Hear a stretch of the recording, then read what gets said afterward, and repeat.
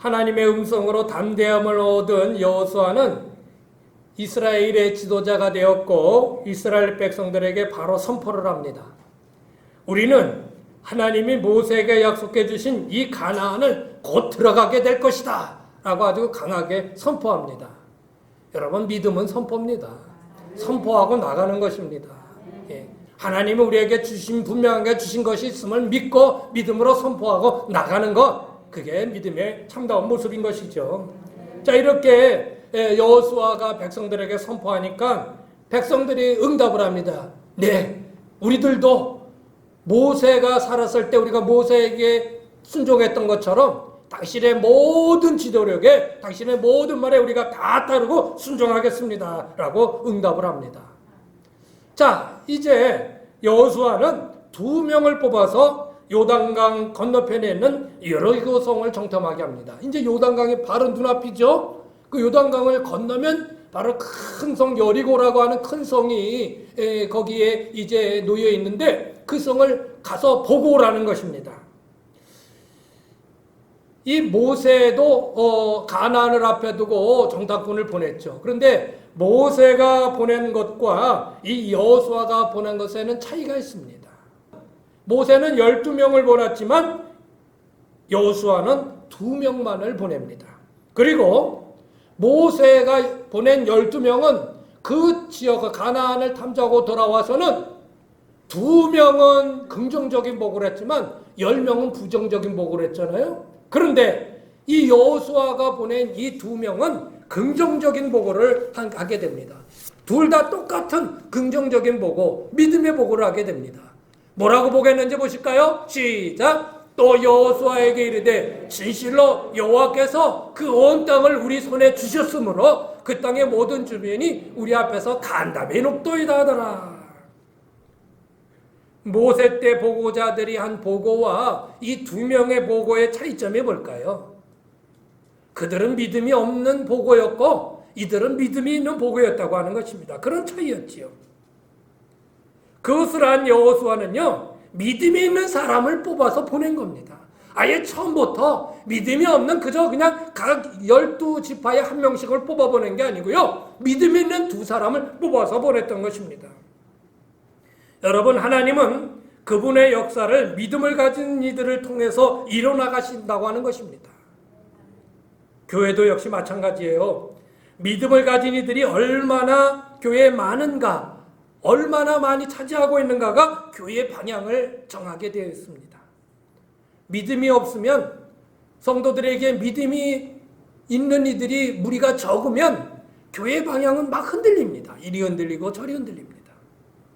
또 믿음이 있는 성도들이 얼마나 많이 있는가에 따라서 하나님의 뜻을 이루는 교회가 될 것인가 아닌가가 결정되게 되는 것이죠. 여러분, 믿음을 가진 자는 보는 것이 다릅니다. 말하는 것이 다릅니다. 행동하는 것이 다릅니다. 아주 이것은 분명하고 명확합니다. 믿음 있는 자와 믿음 없는 자의 말이 달라요. 그리고 보는 게 왜 똑같은 것을 보면서 왜 보는 게 다른지 모르겠어요. 그리고 행동하는 것이 달라요. 반대로 말하면요, 믿음이 없으면 보는 것도 다르고요, 말하는 것도 다르고요, 행동하는 것도 다릅니다. 모든 것이 하나님이 원치 않은 쪽으로만 보고 말하고 듣고 행하고 그렇게 합니다. 그런데 믿음 있는 자는 보는 것도 말하는 것도 행동하는 것도 하나님 기뻐하시는 쪽으로 행하는 거예요. 벌써 그게 차이가 있는 것이죠. 그러니 어떻게 하나님이 믿음 없는 이들과 하나님의 일을 같이 하고 또 하나님의 일을 맡기실 수 있겠습니까? 하나님을 어떻게 일을 같이 동역할 수 있는 이들로 뽑으시겠느냐는 거예요. 그래서 철저하게 하나님의 일을 하는 동역자들은 믿음 있는 자들이 되어야 한다는 거예요. 예. 믿음이 없이는 하나님을 기쁘게 해드릴 수 없습니다. 믿음이 없이는 교회의 부흥도 발전도 하나님의 역사도 기대할 수 없습니다. 여러분은 믿음 있는 사람입니까? 믿음이 없는 사람입니까? 여러분의 지금 현재 하는 말과 여러분의 보는 것들, 또 여러분의 행동하는 것들은 믿음 있는 사람의 모습입니까? 믿음 없는 사람의 모습입니까? 한번 우리 자신들을 잘 돌아보시기 바랍니다. 여호수아는 모세 때 이것을 너무 뼈저리게 깨달았던 것입니다. 자신이 이스라엘의 지도자가 됐을 때 그렇자 믿음 있는 자들과 함께 해야 되는 것이다라는 것을 아주 분명하게 깨달은 것이죠. 그래서 여호수아 2장 1절에 보면요, 두 사람의 정탐꾼을 뽑는데 12지파에서 12명을 뽑느니 이런 것이 없습니다.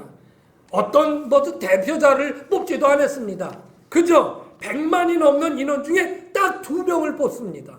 근데 생각해 보십시오. 여호수아가 그 100만이 넘는 수많은 사람 중에 2명을 뽑는데 어떤 사람을 뽑았겠습니까? 그가 신뢰할 수 있는 사람, 믿음 있는 사람 뽑지 않았겠습니까? 그리고 그 일을 맡기지 않았냐는 것이죠. 얼마나 중요한 일입니까? 여리고 가나안 앞에 든 그 여리고성을 보고 오는 일이 얼마나 중요한 일입니까? 그래서 그 신뢰할 수 있는 사람, 또 믿음 있는 사람을 뽑게 된 것이죠.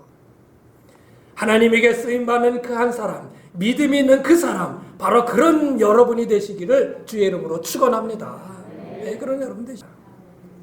자, 그런데 하나님께 쓰임받은 한 사람, 또 한 사람이 있었습니다. 정탐꾼 2명은 요단강을 건너서 여리고성에 들어갑니다. 그리고 라합이라는 한 기생의 집에 들어갑니다. 기생이라고 하는데요, 성경에 그렇게 나와 있습니다만은 이 여인숙도 겸하여서 하는 그런 주막가 같은 곳입니다. 어떻든 그 집에 들어가게 되죠. 문제는 정탐꾼들의 정체가 노출이 돼가지고 그 여리고성의 왕에게 보고가 돼가지고 군소를 풀어서 이제 라합이 있는 그 집을 이제 에워싸는 것입니다. 그 집을 쳐 들어온 것이에요. 어떻게 했을까요? 라합이 당연히 내줘야 되는 것이죠.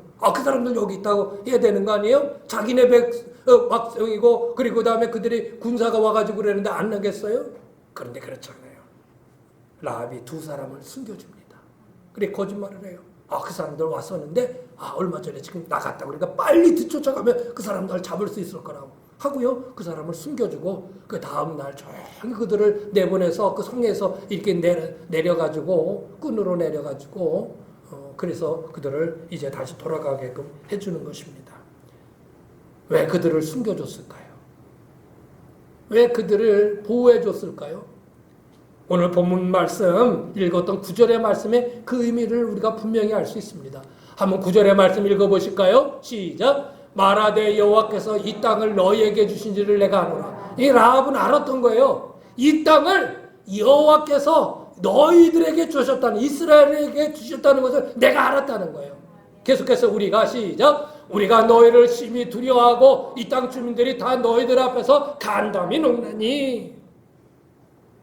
참으로 놀랍고 신기한 대답이 아니지 않습니까? 얼마나 놀라운 대답입니까? 이방 여인이 라합이 어떻게 하나님에 대해서 이렇게 잘할 수 있었을까요?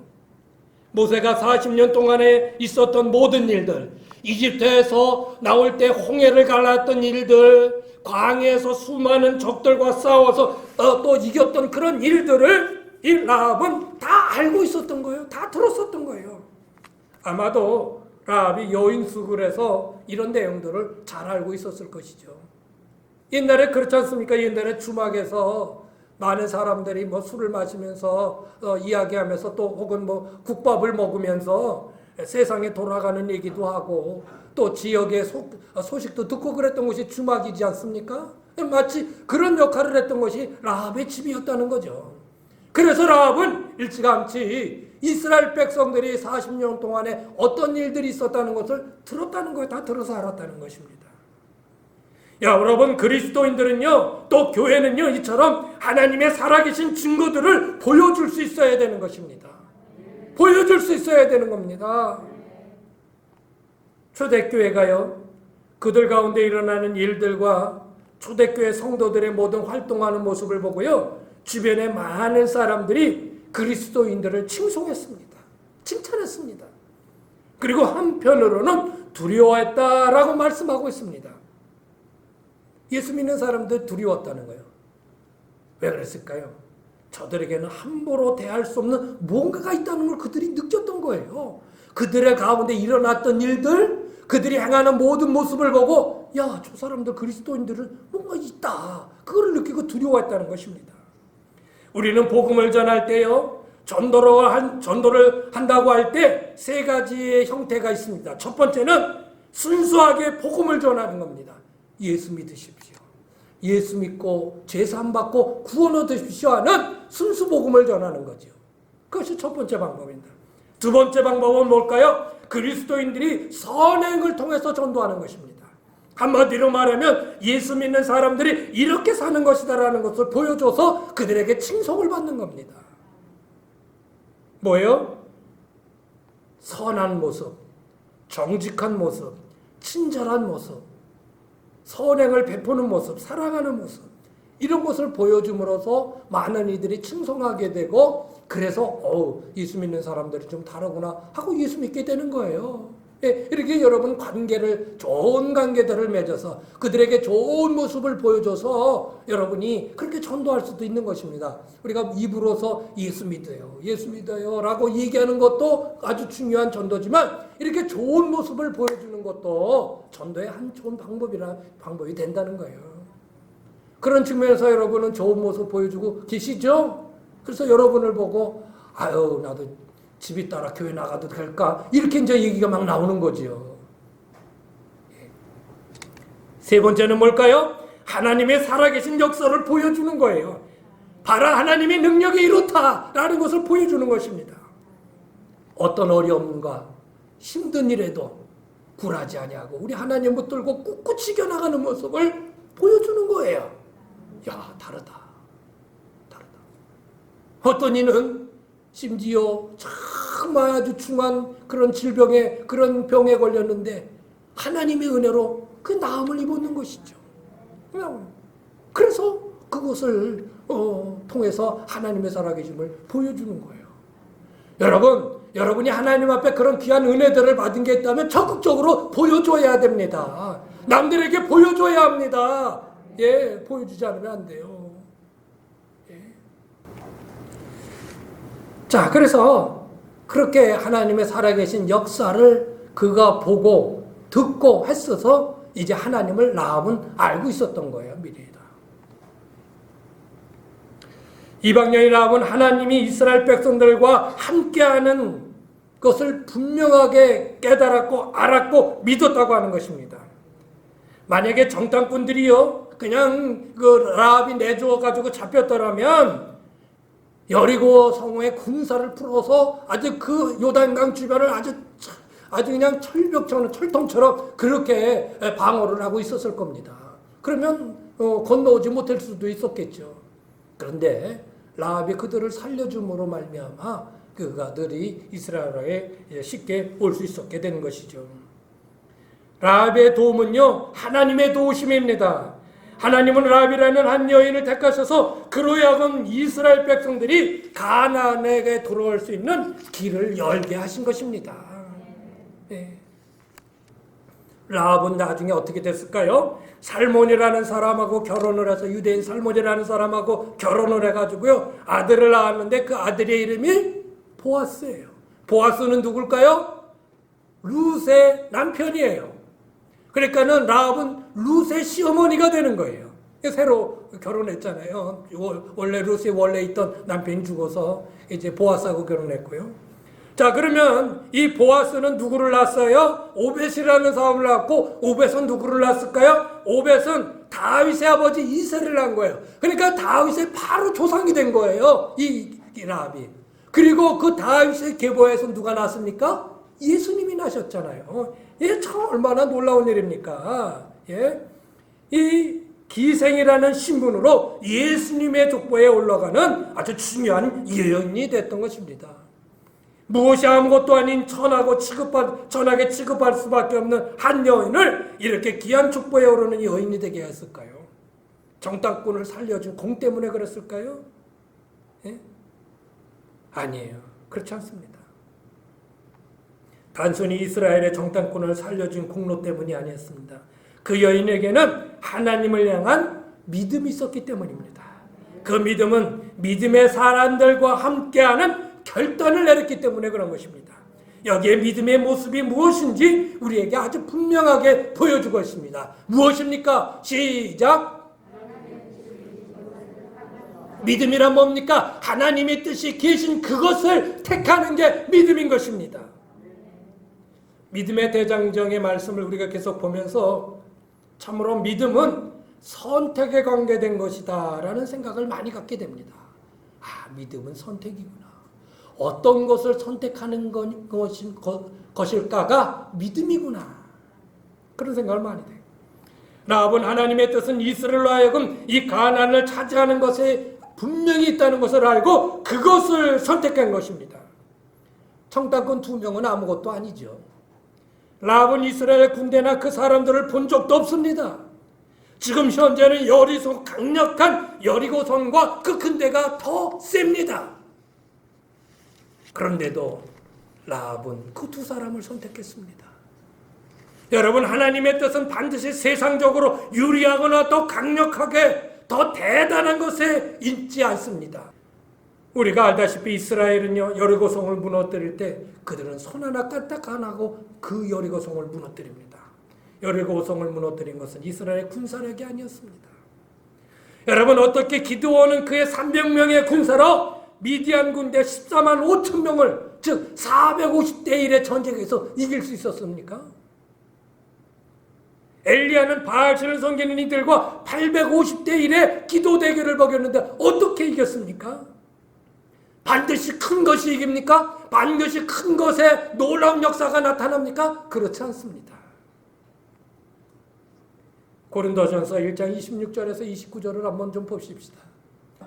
우리가 아무것도 아닌 것이지만, 우리가 별것도 아닌 것지만 우리를 택하여서 세상에 떵떵거리는 사람들, 대단하고 하는 사람들을 오히려 부끄럽게 하신다는 거예요. 28절, 하나님께서 세상에 천한 것들과 멸시받는 것들과 없는 것들과 택하시는 것들을 폐하시려 하시나니 이는 아무 육체도 하나님 앞에 자랑하지 못하게 하려 합니다. 당시에 예수님 앞에 나오는 사람들이 다 어떤 사람입니까? 병든 자들, 쩔름발들이들, 장님들, 가난한 자들, 약한 사람들, 고아들, 과부들, 이런 아주 천대받고 낮은 자들이 예수님 앞에 나오는 거예요.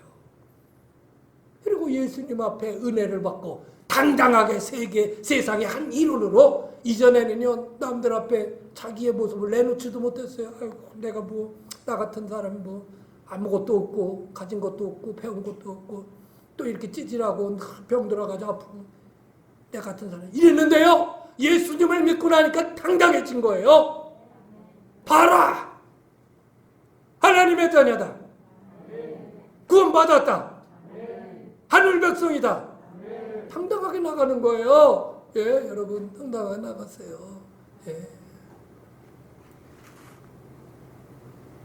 여러분, 어떤 일을 선택할 기로에 서 있을 때 반드시 하나님의 뜻이 어느 쪽에 있는지 그것을 보고 그쪽을 택하시길 바랍니다.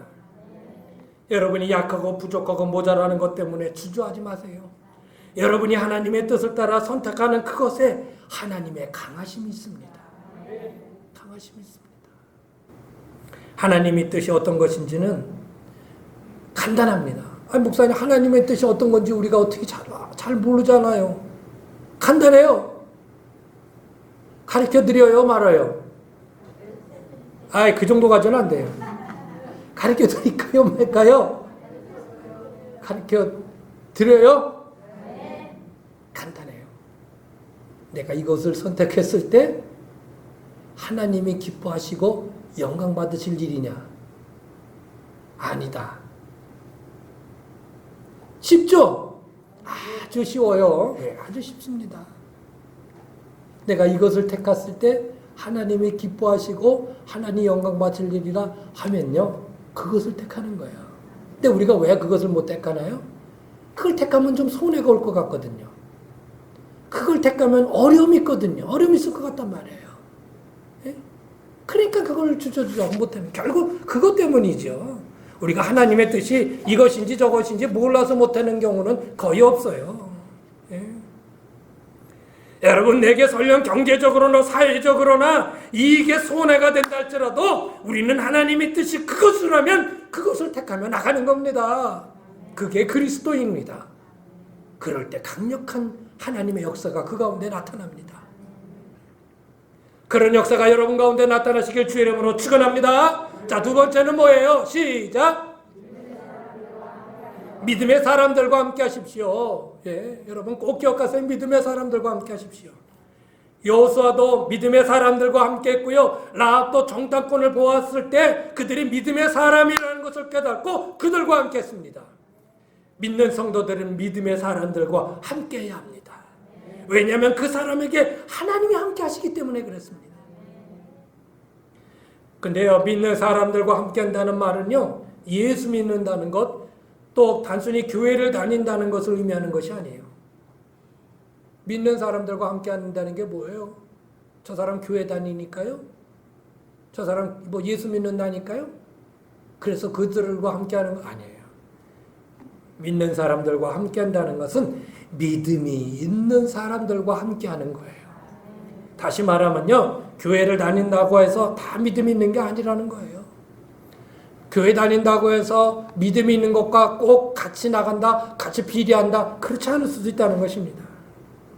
우리는 교회를 다니는 사람들로부터 얼마나 많은 실망스러운 일들을 경험합니까? 어떻게 예수 믿는 사람이 저럴까? 교회 다닌다는 사람이 저럴까? 그런 실망스러운 것들을 얼마나 많이 써요. 그건 믿는 사람들과 함께 하는 게 아니에요. 그런 사람과 하는 거예요. 이 말은 예수 믿지 않는 사람들과 전혀 함께하지 말라는 말이 아니고 예수 믿는 사람들만 골라서 사귀라는 말도 아닙니다. 이것은 만약에 여러분이 어떤 일을 하고자 할 때, 그리고 그 일이 여러분의 인생에 정말 중요한 일이고 여러분의 인생을 결정할 만한 중요한 일이라면 그럴 때는 믿음 있는 사람들과 함께하라는 겁니다. 믿음 있는 사람들과 함께. 믿지 않는 사람들과 여러분의 인생을 나누는 일들을 같이 해나간다면 언젠가는 후회하게 돼요. 왜? 영적으로 다르기 때문에. 영적으로 다르기 때문에. 그래서 성경은 이렇게 말씀하고 있습니다. 시작! 너희는 믿지 않는 자와 멍에를 함께 매지 말라. 멍에를 매지 말라. 너의 인생의 멍에를, 너의 중요한 인생에 결단해야 될 일들을 믿지 않는 사람과 하지 말라는 거예요.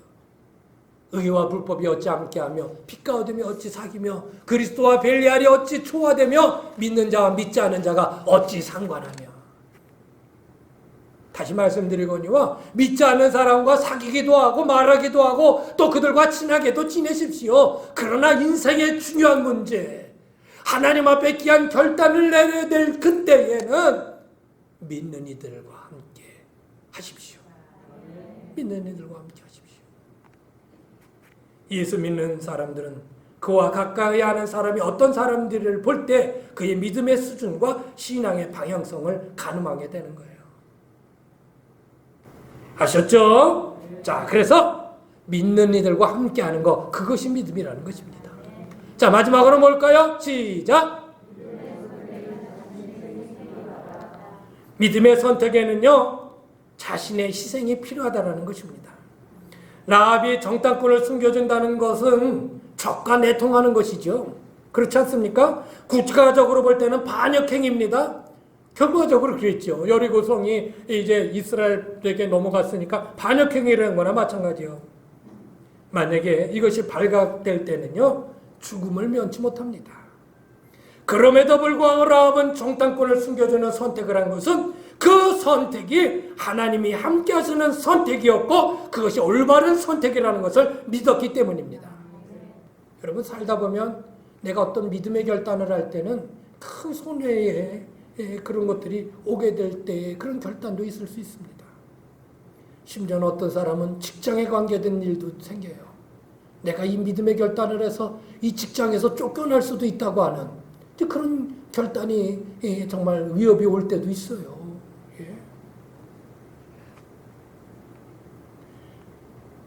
만약에 믿음의 선택이 늘 쉬운 것이었었다면 우리 신앙생활도 참 쉬웠을 것입니다. 그렇지 않습니까? 그것에는 고난도 손해도 더 나아가서 순교라는 단어는 아예 존재하지도 않았을 겁니다. 그만큼 믿음의 결단이라는 게 쉽지 않은 것이라는 겁니다. 쉽지 않은 것이에요. 믿음의 선택에 손해나 내 자신의 희생을 각오하지 않고는요, 온전한 믿음의 선택이 될 수 없습니다. 베드로와 그 제자들이 예수님의 제자가 되기 위하여 그들은 자신들이 그동안 누려왔던 것들을 버려야 하는 희생적인 선택을 단행할 수밖에 없었습니다.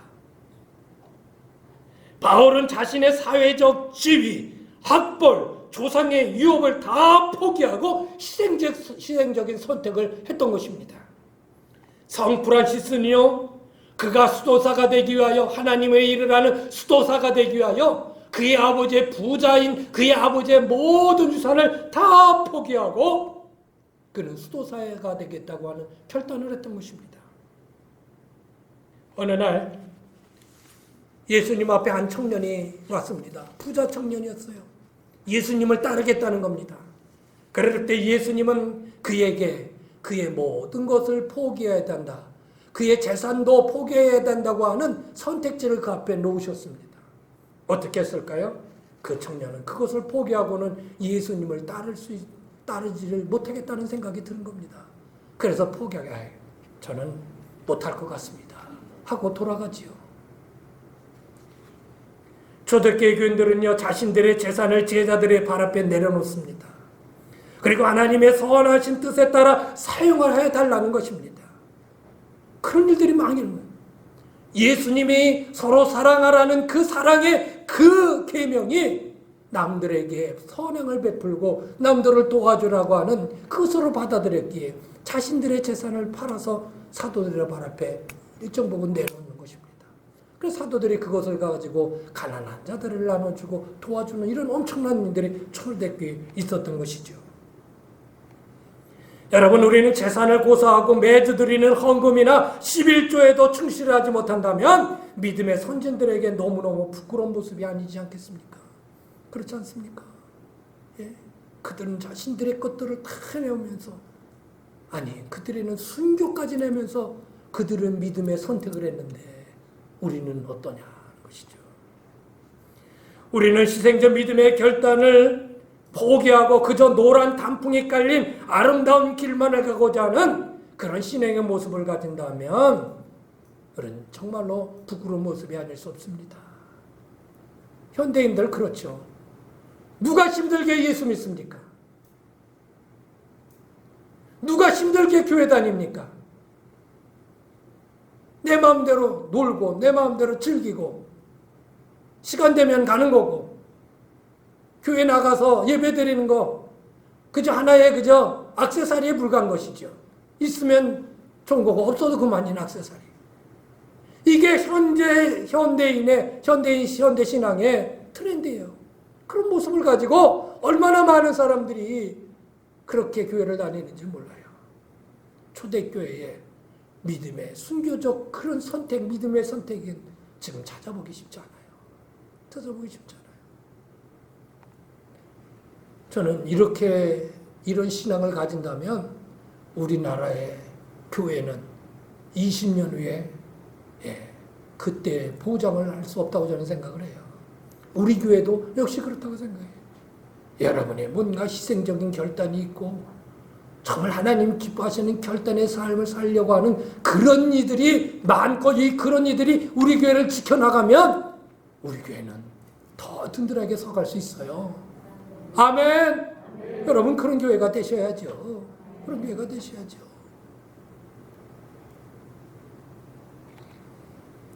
그래서 초대교회들은 그렇지 않았다고 하는 것입니다. 자신이 희생된다 해도 믿음의 선택이라면 과감히 결단했던 거예요. 그러므로 믿음은 때로는 희생적 선택도 우리에게 요구하고 있다는 것을 꼭 기억하시기 바랍니다. 그걸 자꾸 피하려고 하지 마시고요. 피하려고 하시면. 말씀을 마치겠습니다. 오늘 여리고를 정탐한 2명의 정탐꾼과 이들을 숨겨준 여리고성의 기생 라합에 대해서 같이 말씀을 나눴습니다. 믿음의 대장정 23번째 믿음이란 무엇일까? 그것은 하나님의 뜻이 담겨있는 것에 희생을 각오하고라도 그것을 선택하는 겁니다. 그게 믿음입니다. 그게 믿음이에요. 내가 좀 희생하더라도 그것이 하나님의 뜻이면 그것을 선택할 수 있는 것, 그것이 믿음이다. 희생적 선택이 없이 우리의 참다운 믿음은 견지할 수 없습니다. 희생적 선택이 없이 우리는 하나님의 뜻을 이뤄낼 수 없습니다.